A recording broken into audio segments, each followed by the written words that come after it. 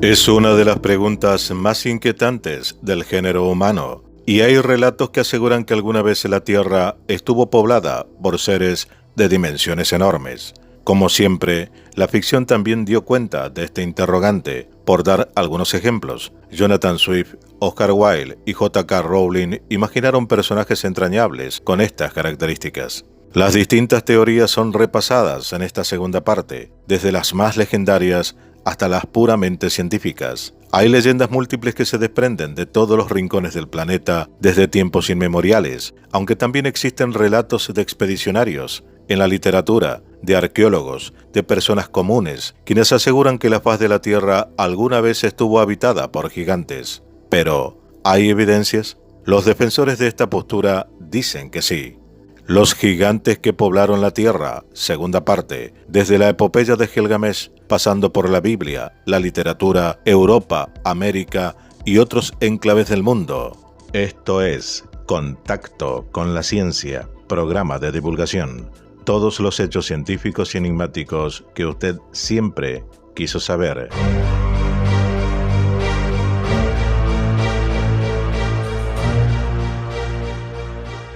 Siempre hay un mito fundamental. En este caso surge en la epopeya de Gilgamesh, la obra épica más antigua conocida, ubicada entre el 2500 y 2000 a.C., de origen sumerio que narra la historia de este rey gigante. En el Mahabharata, texto épico religioso del siglo III a.C. del hinduismo, aparece Putana, una demonia gigante que amamantó con su pecho envenenado al bebé Krishna. En la mitología griega están los hiperbóreos, los gigantes que vivían más allá de los vientos del norte, y los titanes, como Prometeo, que dio el fuego a los hombres. También hay relatos en la mitología nórdica y germánica, con personajes como los Jotuns, enemigos de los dioses.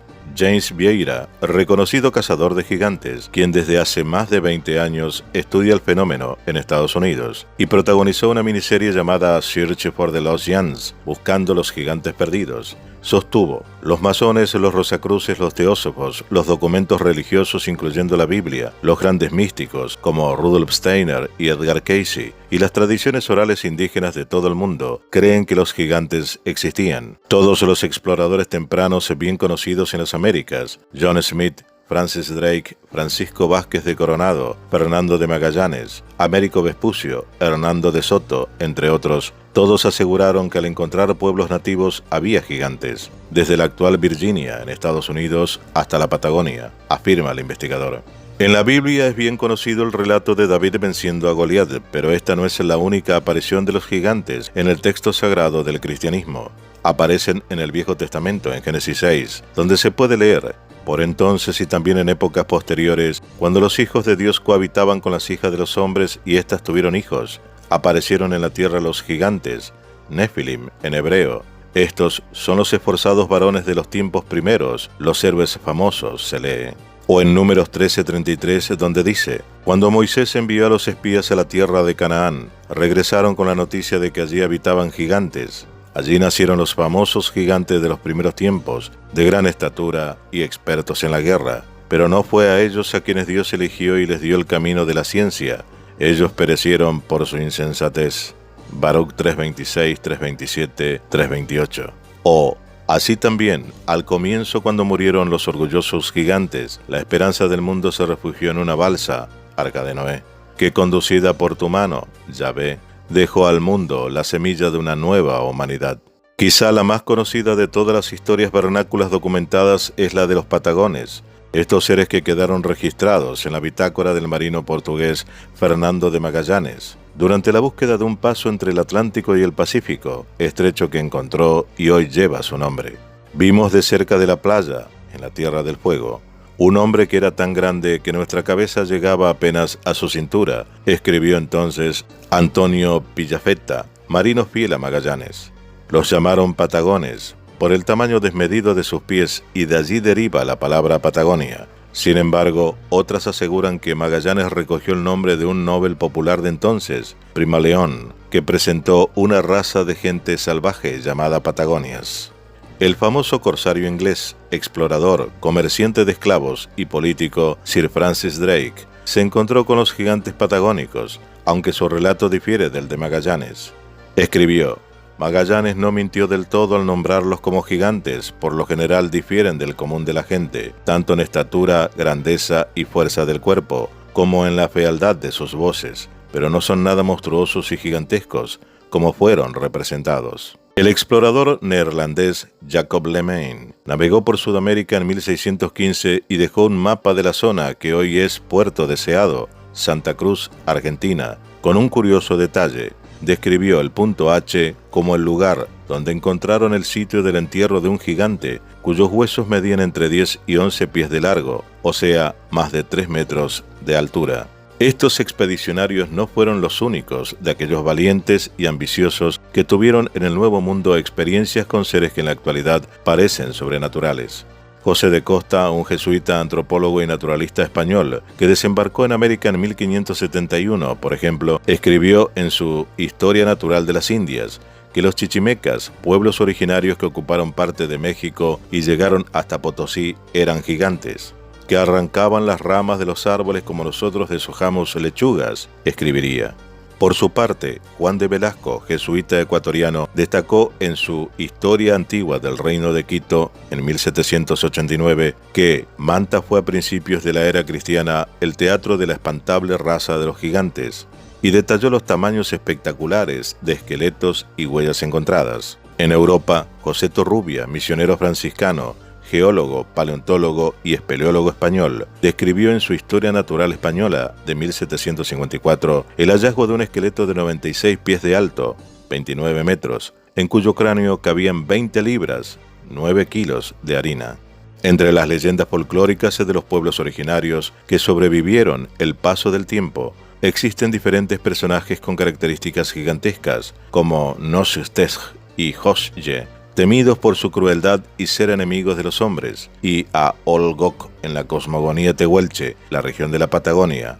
Los Com en el Chaco Central tienen a Cataló, deidad padre de la salvación, y entre las leyendas guaraníes, Corrientes, Misiones y Paraguay, se encuentra el Caaporá. El arraigo de estas creencias en esta parte del mundo es tan grande que en un museo de Estados Unidos descansan los restos de Cap Dua, conocido como el gigante sudamericano de 2 cabezas.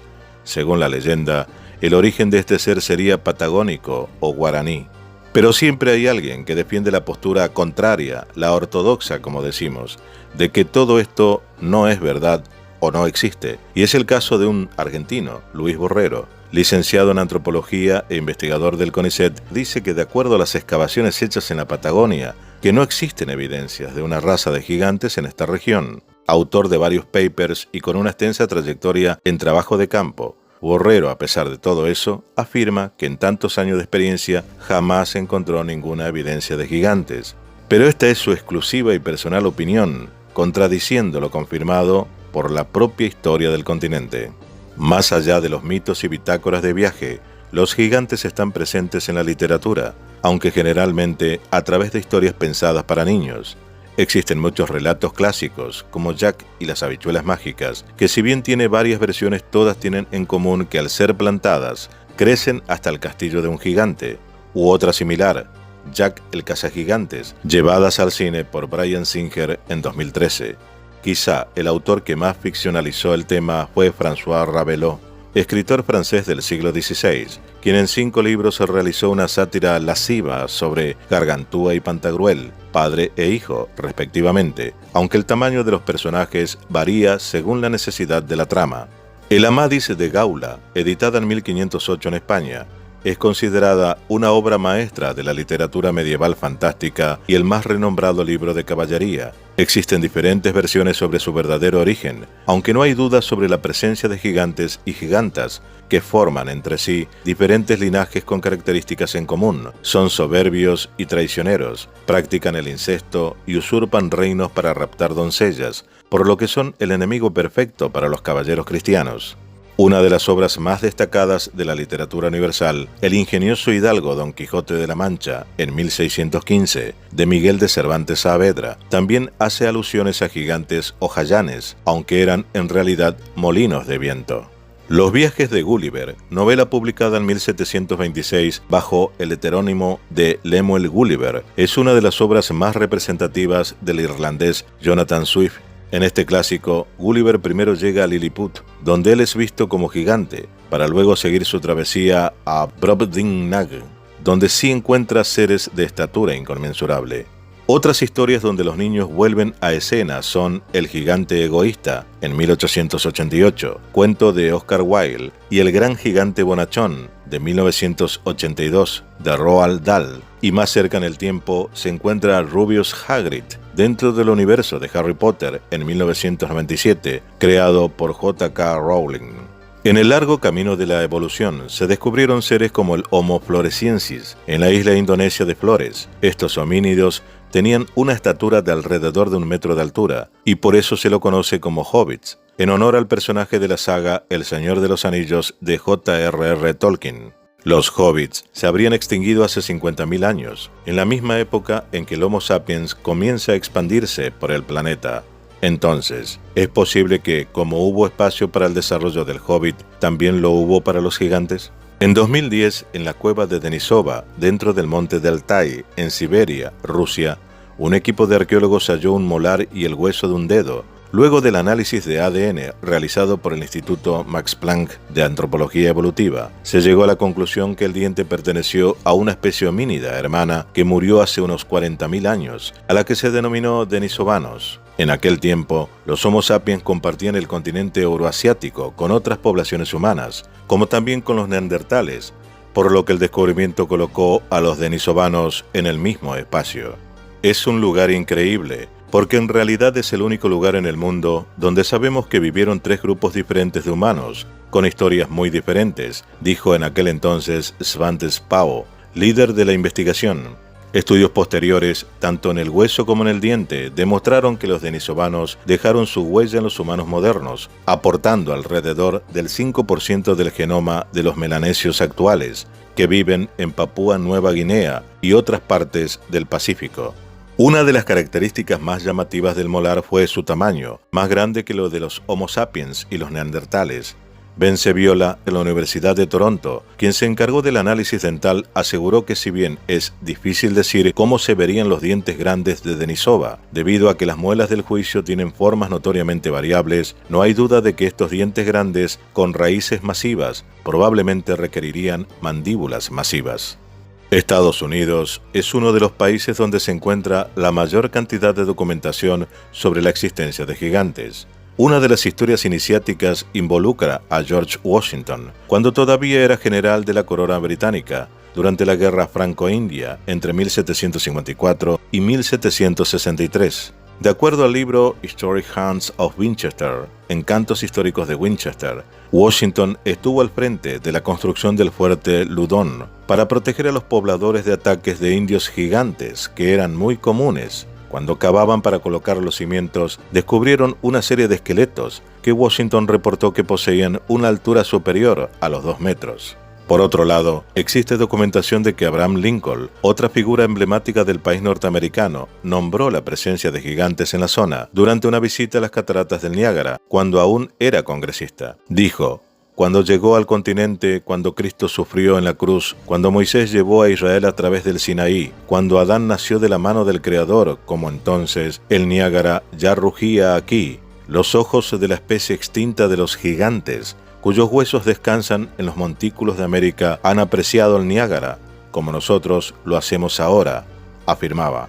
El Instituto Smithsoniano, hoy administrado y financiado por el gobierno de Estados Unidos, surgió a partir de una donación del científico británico James Smithson, quien nunca pisó Estados Unidos, para crear, según dijo, una fundación para el aumento y difusión del conocimiento entre los hombres en la primera mitad del siglo XIX. Hoy es una reputada institución, con más de 20 museos que recorren no solo la historia del país y del mundo, sino también el desarrollo de la humanidad, como de su entorno natural. En su primera gran publicación en 1848, existe una recopilación de los túmulos distribuidos por todo el país que estaban siendo destruidos por los nuevos habitantes europeos. El trabajo de Ephraim Squire y Edwin Davis nunca menciona la existencia de gigantes, pero sí hace una relevación. Aquellas construcciones no pertenecían a ningún pueblo originario conocido, sino que se remontaban a la prehistoria, anteriores a los nativos americanos.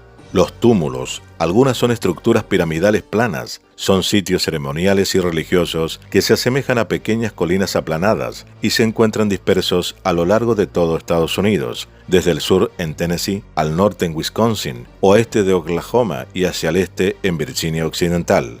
Luego, John Wesley Powell, famoso explorador, geólogo y fundador del Buró de Etnología, como Cyrus Thomas, director de la División de Exploración de Montículos, ahondaron en la historia de que los verdaderos fundadores no habían sido los nativos, sino una raza ya perdida. Los avances, las excavaciones y hasta documentación de esa época desaparecieron con la llegada de un oscuro llamado Ales Drlička, un antropólogo checo conocido por formular la teoría de que todas las razas humanas tienen un origen común. Drlička era un defensor del movimiento eugenésico, una rama del darwinismo social que pregonaba la mejora de los rasgos hereditarios humanos a través de la selección de la pareja procreativa, dejando de lado a aquellos que no tenían ciertas características, como el color de piel o el grupo social. Un racista a todas luces. El jefe del Smithsonian, el Dr. Drlička, era un racista que no creía en los gigantes y se burlaba de cualquiera que los hiciera. De hecho, ignoró todos los informes de los científicos Smithsonian que habían abierto montones de montículos de entierro en América en décadas anteriores, agrega el investigador Vieira. Sin embargo, Drlička tenía sus razones para sospechar. El caso del fraude arqueológico del hombre de Piltdown había demostrado que todo descubrimiento, por más aval científico que tuviese, no significaba necesariamente que lo convirtiera en verdadero. A fin de cuentas, nadie quiere ni quería hacer el ridículo. Por más que con esta excusa falsa quemen y desaparezcan documentos e investigaciones como lo hizo este dañino racista Drlička. En todos los periódicos de la época en que se desarrolló alguna noticia relacionada con la aparición de esqueletos gigantes o artefactos precolombinos desconocidos, los textos finalizan con la visita de investigaciones del Smithsonian, quienes llevaron la evidencia para dar un veredicto, que siempre era negativo. Todo era un montaje, decían, una humarada arqueológica o simplemente un error de interpretación de los descubridores. Toda esa evidencia, todos esos errores, en la actualidad, no pueden encontrarse en ninguno de los más de 20 museos del instituto en Estados Unidos. La postura oficial es que los reportes constituyen una colección de engaños, restos de animales sin identificar, errores en las mediciones y casos raros de acromegalía y gigantismo pituitario, explicó Vieira. Y agregó, no creo en las conspiraciones académicas, pero la filtración académica se produce y se puede ver en los debates respecto a la barrera Clovis, por ejemplo. Los Clovis fueron hasta ahora los antecesores de los nativos norteamericanos y habrían habitado esa parte del mundo de 12.900 a 13.200 años atrás, aunque nuevos descubrimientos revelaron que aún antes de ellos ya hubo habitantes en esta parte del mundo. A menudo, los científicos que proponen nuevas teorías están acusados de falsificar los resultados o ser incompetentes, afirmó el investigador. Los periódicos de la época también reflejaron en sus páginas este extraño fenómeno, desde los más grandes, como The New York Times, a pequeñas publicaciones de ciudades en desarrollo o hasta pueblos, publicaron relatos e historias sobre excavaciones y descubrimientos. Esta es una pequeña selección de algunos casos. Uno de los primeros registros sobre un esqueleto gigante se produjo en el desaparecido The Weekly Democratic Statesman, el 12 de abril de 1883, donde se aseguraba que Mr. John W. Emer, empleado del Buró de Etnología del Smithsoniano, exploró un montículo en Bristol, Tennessee, en el que encontró, entre otras cosas, un esqueleto gigante de un indio. En el North Otago Times del 23 de julio de 1884 se narra la aparición de un esqueleto de casi 3 metros en un entierro grupal junto a otras 7 personas de estatura normal, en la que por su posición se concluía que el gigante había sido un rey. Uno de los casos más controversiales se publicó en The World el 7 de octubre de 1895, donde se reporta el hallazgo de una momia en San Diego, como el cadáver del hombre más alto que jamás haya vivido, titulaba, con una altura de 2,70 metros. Otro experto del Smithsonian, el profesor W. J. McGee, aseguraron que estaba hecho de gelatina y que lógicamente era un engaño, por lo que fue retirado y hoy se desconoce dónde se encuentra. En su momento habían pagado $500 por la momia, el equivalente a más de $14,000 en la actualidad. En 1912, un equipo de arqueólogos del Belvoir College en los Estados Unidos, liderado por los hermanos Chester y Ernest Phillips, excavó en la zona del lago de Laván, en Wisconsin, Estados Unidos, donde encontraron 10 esqueletos de proporciones de una raza desconocida de hombres, tal como transmitió en The New York Times el 4 de mayo de 1912. El Evening Star en Washington en 1893, The Washington Advance, The Washington Post en 1910, Arizona Journal Miner en 1911, St. Petersburg Daily Times en 1914, Evening Independent en Florida 1925 y el Pittsburgh Press en 1932. Estos son solo algunos de los periódicos que realizaron reportes sobre desentierros gigantescos. A pesar de la gran cantidad de reportes y la ausencia de pruebas contundentes, para James Vieira esto no significa que exista una suerte de complot internacional o una cofradía secreta intentando eliminar las huellas de la historia. No creo que cada reporte sea válido o que todos los antropólogos y arqueólogos estén involucrados en una especie de complot enorme, pero sí creo, afirma, que hay un misterio y una especie de ofuscación que mantiene oculta hasta hoy toda la verdad. Durante las 2 temporadas que duró su programa, Vieira pudo recopilar cientos de reportes y en algunos casos pudo ir un poco más allá y ponerse en contacto con los familiares de los descubridores. Así pasó con el caso de Billy Harman, publicado en The Stellville Ledger, Missouri, el 11 de junio de 1933. El reporte narra cómo el adolescente de 16 años llegó hasta la cueva de Puckett en la búsqueda de puntas de flecha de pueblos originarios, pero en cambio encontró restos humanos. Regresó días después junto a un grupo de amigos y desenterraron, según el periódico, el esqueleto completo de un gigante de 2,5 metros. Vieira pudo acceder a la cueva y entrevistó a los descendientes del linaje Harman, quienes se le aseguraron que el abuelo murió repitiendo la historia una y otra vez como verdadera. Los restos fueron exhibidos por un tiempo en el museo local, donde lo catalogaron como un indio gigante. Luego, el responsable de la institución escribió a Alex Drlicka para notificarlo del hallazgo. Al poco tiempo, responsables del Smithsoniano se llevaron el esqueleto, que desapareció sin dejar rastros. En cambio, lo que sí se conserva es una fotografía. En ella, Liz Heaton, un hombre de 1,83 m, se acuesta al lado del gigante, a modo de demostrar la diferencia de tamaño. El 31 de diciembre de 1935, el San Jose News publicaba en su página 12: Paxson Hayes, explorador, estudia la cabeza de una momia gigante descubierta por él en una cueva profunda en las regiones inexploradas de Sonora, México. Los restos momificados eran de una raza de 7,5 pies de alto, unos 2,20 metros, y se conservaron en excelentes condiciones. El maíz encontrado con las momias ha sido entregado a los científicos. Hayes era un respetado herpetólogo, un especialista en serpientes que durante un trabajo de campo en Barranca de Cobre oyó por primera vez de parte de la tribu Yaqui la leyenda de la ciudad perdida de los gigantes rubios de Sonora. Los edificios antiguos en la cueva fueron construidos con una mampostería de cemento mezclada con bambú. Las chozas se parecían mucho a las mezquitas, dijo Hayes. Cada canasta que encontramos contenía un cuerpo envuelto como un gusano de seda. Hubo 34, de los cuales 2 fueron mujeres. 9 fueron momificados y los restantes fueron esqueletos, afirmaría. 2 años después, el Washington Post, el 22 de julio, tituló Smithsonian, asombrado al descubrir momias de 6,5 pies en cuevas.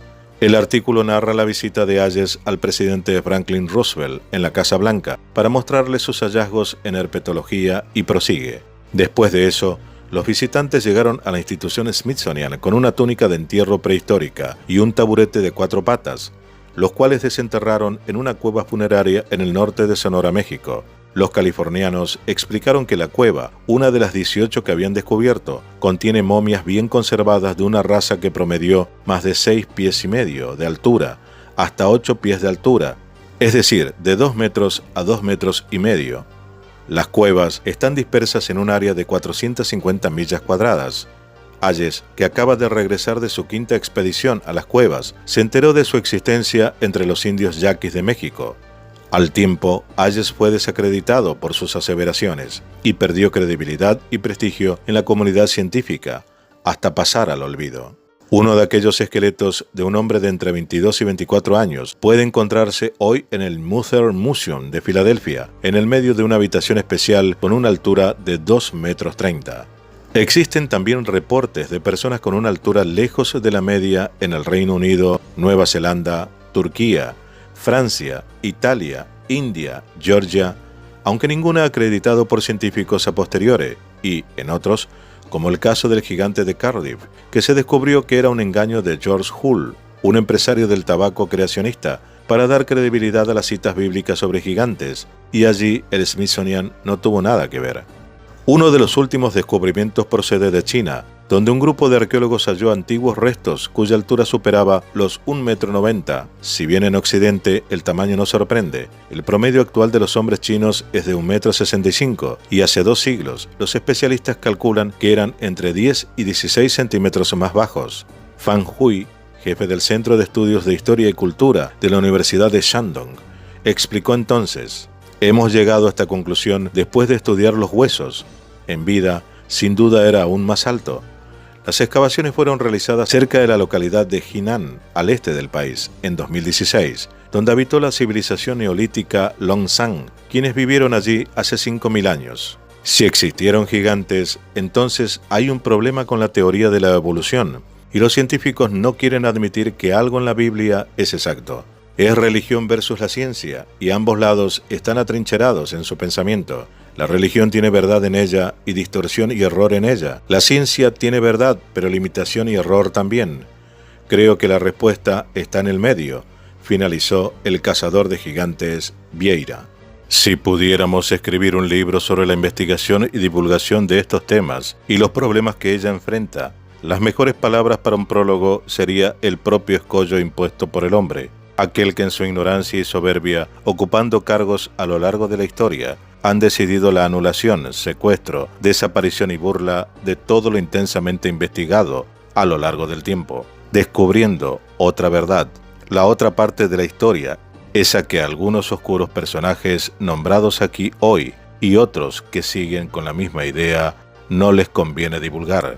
¿Qué o quiénes permiten que personajes nefastos a lo largo del tiempo y hasta hoy intenten eliminar rechazando sin argumento válido lo descubierto por cientos de investigadores radicales sobre vestigios de nuestro pasado remoto que podría arrojar más luz a nuestra realidad como seres humanos?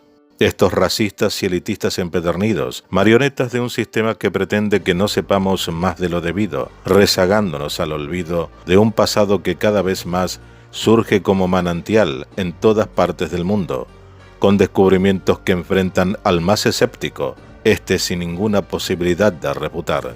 Descubrimientos increíbles que estos empedernidos de la negatividad ya no pueden evitar, sumado a la decisión de aquellos que, como nosotros, cansados de tanta limitación, nos hemos comprometido a mostrar y entregar más, para bien de la humanidad. Esto fue Contacto con la Ciencia, programa de divulgación. Todos los hechos científicos y enigmáticos que usted siempre quiso saber. Dale like, suscríbete, aporta y comparte.